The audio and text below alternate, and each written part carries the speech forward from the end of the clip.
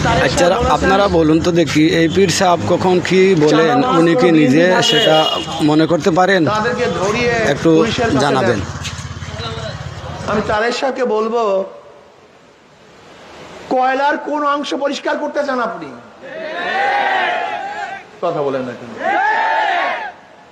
কয়লার কোন অংশ পরিষ্কার করতে চান? আপনি কয়লাকে যতই পরিষ্কার করতে চাবেন সব জায়গা থেকে কালোই বের হবে, কথা ঠিক না? আপনি দলের খাকে পরিষ্কার করতে চান, যাকে ধরবে সেই তো কালো, সেই তো চাঁদাবাজ। দল তো চাঁদাবাজ সৃষ্টি করে। আওয়ামী লীগ বিএনপি যারা বিগত দিনে ক্ষমতায় ছিল ইসলামের মাহিরে, এরা দেশটাকে দুর্নীতিতে 5 বার চ্যাম্পিয়ন করছে, 5 বার।